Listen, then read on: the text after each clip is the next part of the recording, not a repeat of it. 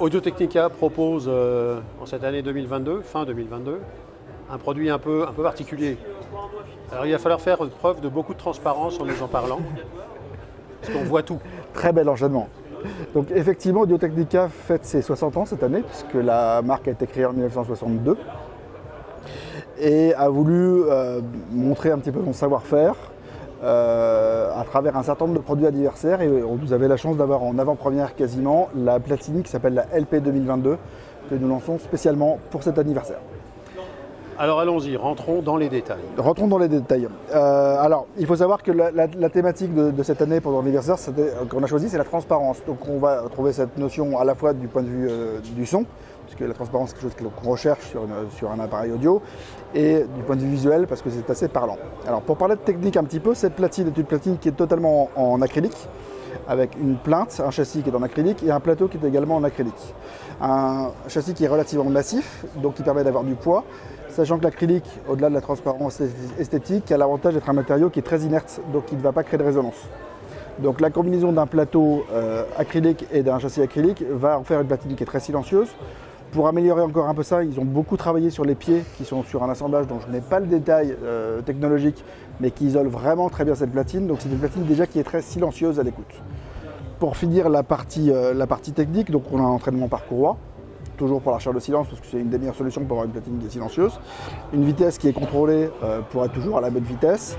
Et un bras assez évolué qui est un bras droit carbone, qui est équipé d'un porte-cellule amovible qui permet de changer facilement la cellule, puisque Audio-Technica est historiquement d'abord un fabricant de cellules. Ça permet de faire évoluer cette platine qui a largement le potentiel pour monter assez haut sur la cellule, sachant qu'elle est d'origine très bien équipée.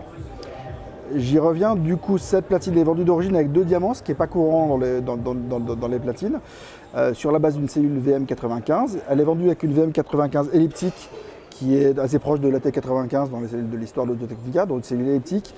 Et la même cellule peut être équipée d'un diamant qui est beaucoup plus haut de gamme, qui est un diamant Shibata, que beaucoup d'audiophiles connaissent, qui est un diamant qui offre une taille extrêmement complexe, assez pointue, qui permet d'aller très au fond du sillon, d'aller extraire beaucoup d'informations et d'avoir une bande passante beaucoup plus large qu'une elliptique. Donc ça permet aussi aux gens qui sont pas forcément encore experts en vinyle de se rendre compte de l'impact du diamant et de la qualité de la cellule sur le résultat, puisque la manipulation est très facile pour changer son diamant, c'est du clipsage. Je peux vous montrer si on a 2 minutes. Voilà, je le fais, alors c'est pas forcément le sens idéal. Vous avez juste à dévisser votre petit porte-cellule. Hop.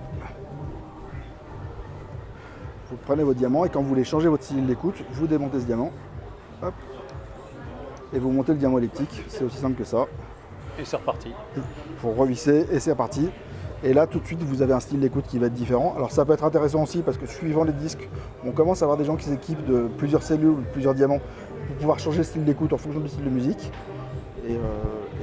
Et ça démontre vraiment l'intérêt du diamant, puisque le diamant c'est le premier point de contact entre votre disque et le reste de la chaîne. Toutes les informations que vous ne pourrez pas avoir en amont, parce que vous aurez un diamant qui sera un peu faiblard entre guillemets, vous ne pourrez pas le recaler par la suite. Donc on va chercher au maximum à avoir une taille de diamant qui va épouser la forme du sillon pour aller chercher le maximum d'informations sur tout le spectre du grave à l'aigu. Et c'est comme ça qu'on pourra avoir un système derrière qui va bien fonctionner. Bien sûr.